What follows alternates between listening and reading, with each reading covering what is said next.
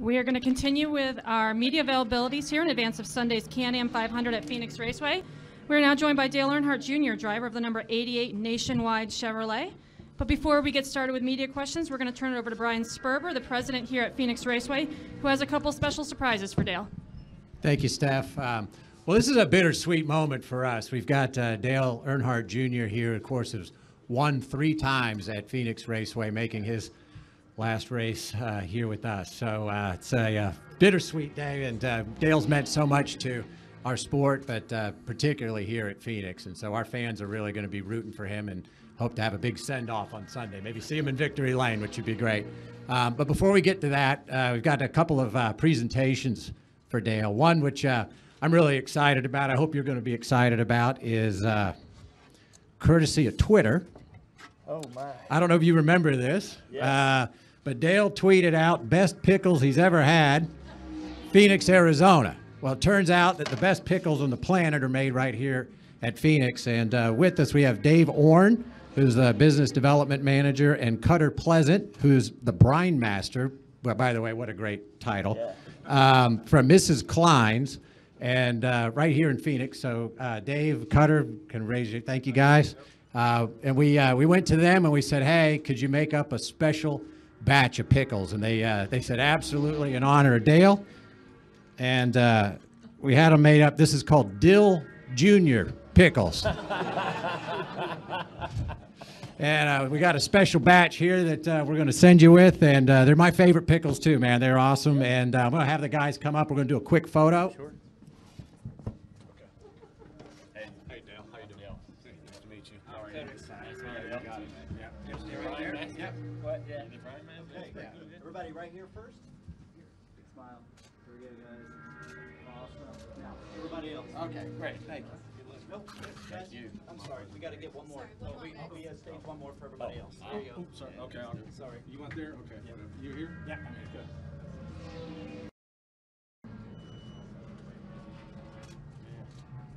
Cool, man. Yes, sir. Thank you.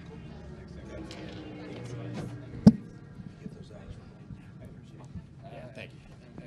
Yeah. Yeah, those are the bombs. I'll take those. Yeah. I get a bunch of them when we come here. Our next presentation is once a little bit more serious. You know, one of the things that Dale has said about Appreciation 88, that it was really about giving back to the communities in which we race in and others, and that really struck a chord with us here at Phoenix. And so today, I'm really delighted that in association with our partners at ISM Connect and Oakland Construction, and Bill Oakland is here, if you could raise your hand, Bill. Thank you. That today, through Phoenix Raceway Charities, we're able to make a $100,000 gift to Child Help, which is America's leading 501c3 combating child abuse nationwide. And I think that really speaks a lot about Dale and his legacy, that we're going to be able to have a tremendous impact on a group that's doing amazing work to combat child abuse. And so I'd like to have Amanda King from Child Help come up, and Bill Oakland, and we're going to make this $100,000 gift official. Sure.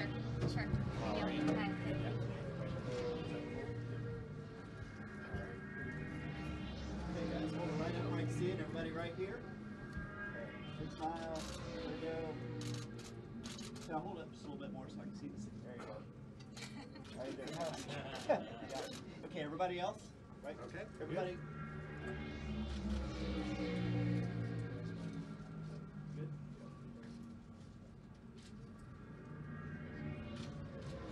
Okay, you're good? Thank you. Yes, sir. We'll leave it. Great job. Thank you.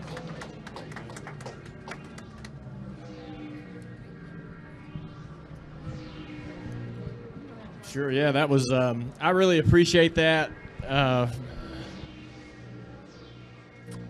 It's really great for the Speedway to make an impact in their community, and they certainly did an amazing thing today, donating to Child Help, and what an awesome amount of money to donate. That's quite generous. So I just I think on behalf of myself and my family, all our fans, we really want to thank you guys. for that, and that'll hopefully make a lot of people's lives a lot better. The pickles are much appreciated too. My bus driver Kenny, as I was walking out of here, he knows about those pickles, and he's the one that gets them for me every time we come here. So he opened up the bay door on the bus and said he had a surprise for me, and he had 64 bottles of pickles in cases underneath the bus. So I'm taking home so many pickles this weekend. We're not going to need pickles for a while, but yeah, I can't wait. Actually, I got enough so I can actually share, which is something I enjoy doing. So thank you to the track, and this place has surprisingly become very special to me. I'd appreciated Phoenix for its history in motorsports, and I appreciate the effort that the track puts behind the facility as an example of the remodel that we see happening at the racetrack now. They have always put forth great efforts to be relative and to be on the cutting edge as a facility. So I've always had a lot of appreciation for the track, but I didn't know that we would have so much success here.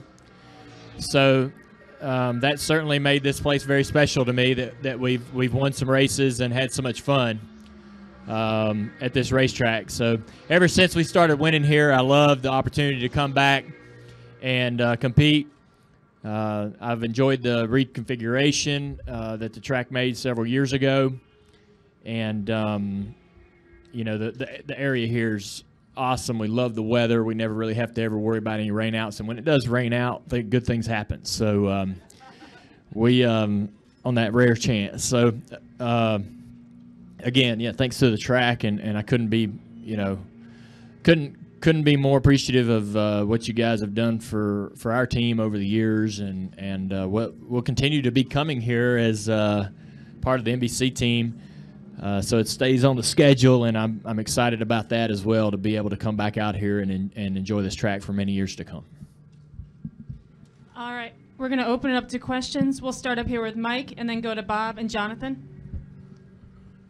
Mike's up here by the glass.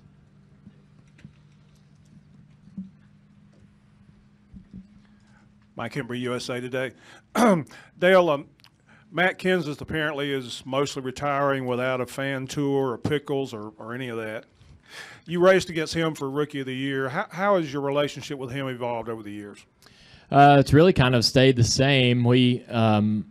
Matt engaged me early in our early in our careers in the Xfinity Series, and I was really shy, didn't have an understanding of how to interact with my peers and competitors that well, and I was just trying to do well. You know, I was really nervous coming up into the ranks, but Matt engaged me, and we became friends through conversations with him really quickly. We were both sort of coming into the Xfinity Series at the same time, went into the Cup Series together. We did a lot of things together, and we supported each other and enjoyed seeing each other have success. And Matt is, I love his sense of humor. I love the person he is and the person he's become, the father he is. We always, since the very beginning, have always been, at most racetracks, probably 80 or 90% of them, been neighbors in the bus lot.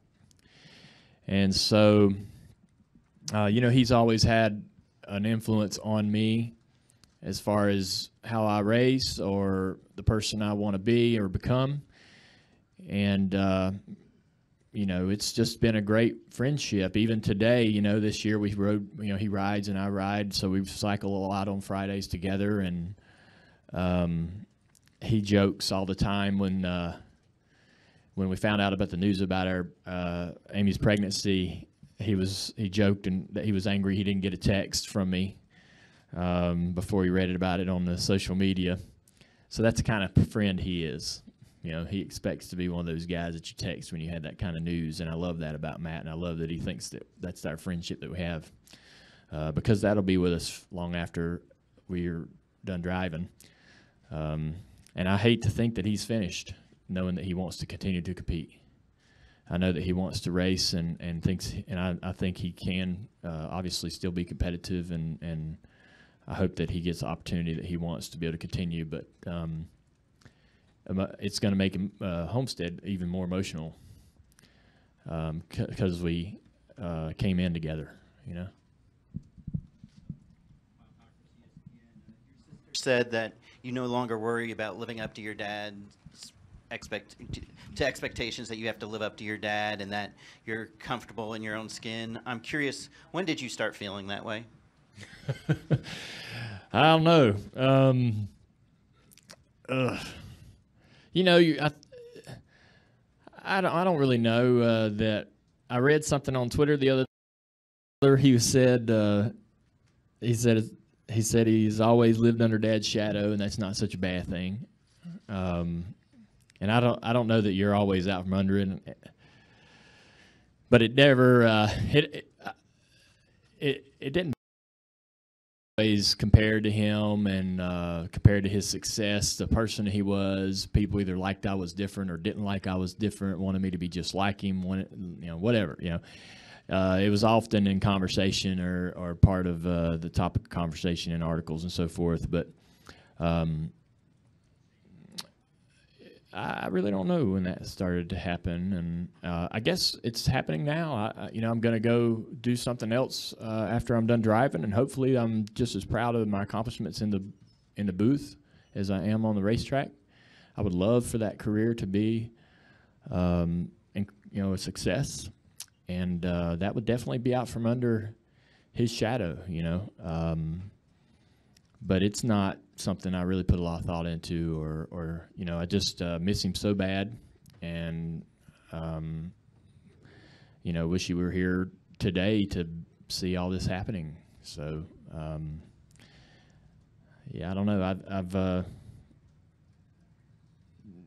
I think you'll always be compared to him one way or another, for good, for better, or for worse, as long as I'm around, I guess. We'll go to Jonathan and then to Dave. Jonathan Merriman, NASCAR.com. Dale, 2 races left, and then you transition to the booth. What has the weight of those emotions been like through the playoff? And if you've been ignoring that, when do you have to realize that, and what do you anticipate those emotions being? Yeah, I feel like I almost need to apologize because I got a pregnant wife, I'm retiring, and I just feel like I'm going to break down any minute. I feel like every answer that I have has some sort of sad undertones and very, very, very emotional temperament. But it's starting to really sink in. I hadn't felt much. I went through Talladega. That was an emotional weekend, regardless of how many races were left in the year. But now I think after Texas, I don't know. I went hunting for a couple of days, and so I didn't really have to think about it too much. But got here, and I'm like, man, it's just a week away, And I'm not sure that I'm like, just ready to be going through all that, that emotion, I guess, that I'll have in Homestead. But it's coming, and I hope that I can handle it well. And but it's definitely going to be interesting to see how that feels. But it's Amy. She's being pregnant. Bless her heart. She's tearing up at the drop of a hat. All these videos and things all these things that our partners are creating. This content has been just incredible. It makes you feel so good in your heart. The comments from fans, it's just so, it's more than you can process, and I'm sure that Homestead's just going to be like the cork coming out of the bottle. So I'm lucky that Amy's going to be there. I'm lucky my family will be there, and and my team. I'll have so much support, and I want to support them, and it's going to be emotional for them and our fans. Just I don't know how to. I don't know really how to describe it. But I hope that you guys don't mind it being a little bit heavy. So, Dave Coleman, Milwaukee Journal Sentinel. To sort of follow up on Mike's question about Matt, you do have this long relationship, this close relationship. I think you tried to hire him at one point, or to recruit him. Do you have any good stories that you can share that maybe we haven't heard before? Any good insight we might not know? Oh man. Well, Matt won his championship in 2003. I bet he was probably down 40 horsepower to everybody else. Roush probably wouldn't admit it, wouldn't like to hear that, but he was just an amazing driver. We beat him in the championship in the Xfinity Series. We had a whole lot more race car than he did, and he ran us pretty hard. I felt like that he did a lot in those 2 years with very little in the Xfinity Series, and so I'd always been impressed with his talent and his ability. He was as good a driver as anybody that's in the series today, and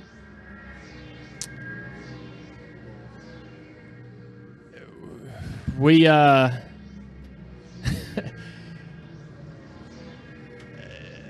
trying to think of, I mean, the things that I think about when I talk, there's not any awesome stories, to be honest with you. I wrecked him at Dover racing for the championship. We were kind of neck and neck in the Xfinity Series championship.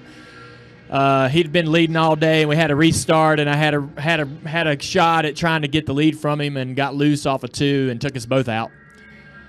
And that didn't. That wasn't. That hasn't affected our friendship. So early in our careers with so much on the line. Me and Matt have raced really hard on the track. We've gotten out of our cars and said "what the hell" to each other several times, but we stay friends. We just have a good friendship. And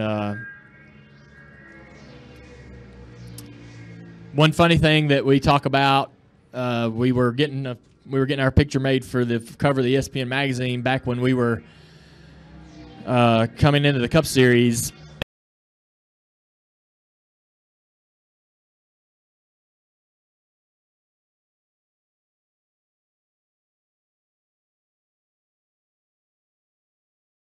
To express that there's all this hoopla about me coming in, and there's all this attention on me, but if you want to, you better watch this guy Matt. That was sort of the image was trying to express that this guy's one you need to keep your eye on, and he's lurking over my shoulder. But Matt was really frustrated because the photographer was kept sliding Matt a little further behind me. And he kept getting more and more angry, and he's whispering in my ear how pissed off he was at this photographer because he's like, I can't even freaking see me. And I'm like, Matt, the story really, the image is to sort of show you as the real threat, and people are talking about me, and they should be talking about you. So, but it was so, we still talk about that today. We joke about it because we seem to always be together doing things. We were in a little bit of a run for several months being promoted together as two stars in the Xfinity Series, moving into the Cup Series. So we spent a lot of time around each other and just had a really good time. He's never been a guy. All us drivers have terrible, terrible egos, and we can hardly stand each other and being around each other sometimes. But I've never felt that way about Matt. Matt's never done anything where I felt like he was, inflating his ego. He's always just been Matt, and was a pleasure, such a pleasure to race with. and to know and to be friends with. So I hope that, and I know we will. I know he's more than likely going to be hard to find once he's out of the race car. But I hope that we can spend time together, and we'll definitely remain friends. We're going to go to Kathy, and then Brian, and in the far back to Bob. Kathy Brown, pitting outside the box. I'm sure you've been asked hundreds of times about what you want your legacy to be when you do finally retire. But I want to go the opposite way. If there's one thing in your racing career, bonehead maneuver, whatever, that you wish everybody would forget, what would that be? I don't know. I don't know. I'm sure there's something. These are the questions that I don't come in with like a good mental note about. I'm sure there's some wreck. Oh, yeah. It would be really any crash that I probably started. I spun off a 4 here, and we had the track blocked after the wreck was done. Felt like a complete idiot. Tony Stewart said I was the no driving asshole that day. Which on that particular day, he was right. I think that those are the, I started a crash on the back straightaway trying to bump draft. Trying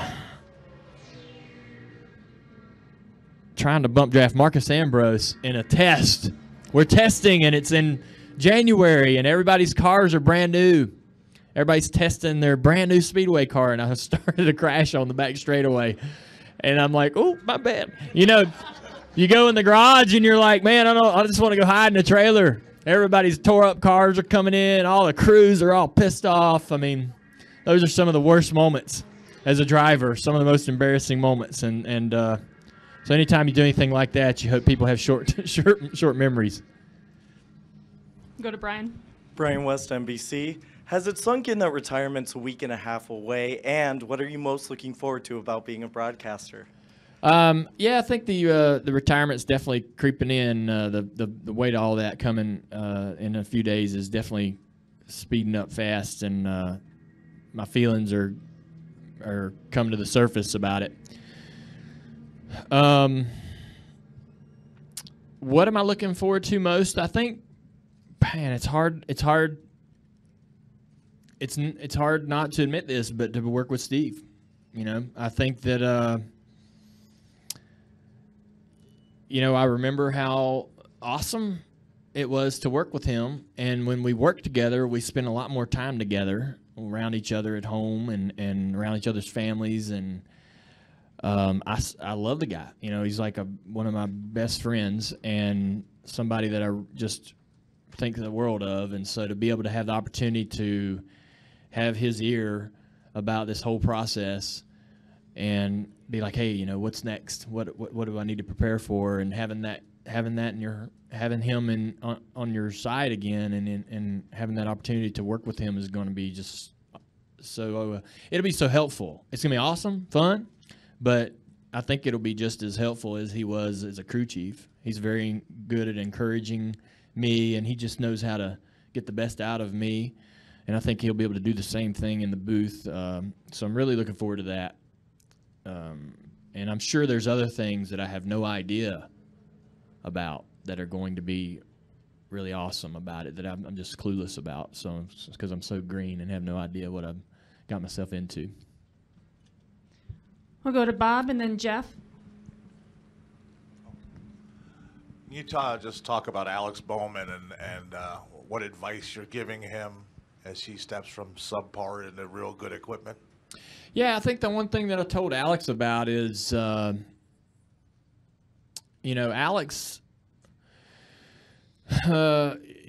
Alex raced over the last several years with a little bit of a chip on his shoulder, and he invested in himself, and we all, I think, in this room know about his story and how hard he worked to get his opportunity. And I told him that now you have this opportunity, it's time to drop that chip and let people get to know you. They get to know the Alex, the good guy Alex, and the nice guy Alex, and not that he has shown anybody this, this rough, edgy, chip on his shoulder. But it's time for him to. He can stop feeling like that he's got it's him against the world, trying to get his foot in the door, because it's in the door and he's ready. Here's his chance. And so, man, put a smile on your face. Go to the racetrack. Have some fun. Enjoy what you're doing. You're here. You made it. And, express that, And I tried to help him understand to, be good with you guys, and you guys will be good to him. And, that he's got a lot of responsibility with Nationwide, to be a professional, to be mature, to do a good job in and out of the car. It's going to be quite an experience and a tremendous change for him and in his profession. He's never been in this type of situation before. I think he's going to handle it well. But, yeah, those are the kind of things that I've told him to make sure he's got his head on straight, because he's no more goofing around, And he has a great personality. He can hang on to that, to continue to show his personality and his engagement with the fans. It's awesome. But he can drop the chip, get to work, and have some fun. Yep. Go to Jeff. Jeff Gluck from jeffgluck.com. Sometimes you hear drivers say, oh, you never know when it's going to be your final career win. And there's a chance that this Phoenix race a couple years ago might turn out to be your final career win. Did that occur to you at all that day? I mean, it was kind of a weird victory, rain shortened. And if that is your final career win, is that like kind of awkward that it's just an odd race? Yeah, I never thought about it as far as that way. But after our dry spell, every win after that, I celebrated it and thought about it being my last win. Like, the Daytona 500, Talladega, the July Daytona race, Martinsville, here, every one of them I'm thinking this might be the last, get it all out, have some fun, and boy, how lucky we are. That was the feeling every time we won. So yeah, we felt that way at Phoenix too. But I felt lucky. We were running good enough to win the race, and Greg had done some pit strategy that cycled us into the lead at the particular point when the rain came. And I'm just thinking, man, if you're gonna, that's how it's supposed to work. Your crew chief's supposed to have that vision, and man, he had it that day. I was so proud of Greg, and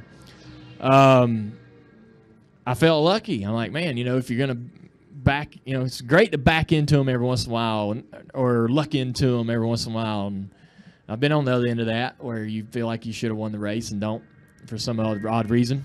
So I was feeling like, heck yeah, because we would go straight to Key West from here. And then we drive to Homestead, and then we go back down to Key West after Homestead. So we partied hard before that Homestead race. It was fun. We had a hard time. We had a good time that night down at Captain Tony's. That's where we went. We're going to wrap up with Wolfgang. Dale over here. You have raced here many times at PIR. Do you have any favorite memory or special race or any special moment here in Arizona? The wins in the Bud car stick out, because that car was just so fast, turned so good in the middle of the corner. We used to come here, before we won a race here, we'd come here and I'd watch Jeff Burton go down into turn one, and he'd go straight, like beyond the corner, and turn really hard and drive across the bottom and off of turn two. And I was like, how in the hell is he doing that? I can't get my car to do that. And he was flying all the time. And I was often wondering, like, man, I wonder how that car's set up to drive that way, and how he knew to do that. I was chopping the entry and couldn't get my car to turn like that. And they would use the apron down in turn 1 and 2. We used to be able to go down in there and drive up on the apron some and turn the car. And man, that car would do it all. For several races here, in that little stretch, our car was just doing everything I wanted it to do. So much fun to drive. Tony Jr. had a smile on his face every time we came here for several years. We all look forward to coming here knowing we had such good speed and how well the car handles. All right, Dale, thanks for joining us. Good luck on Sunday. Thanks so much, guys. Have a good weekend.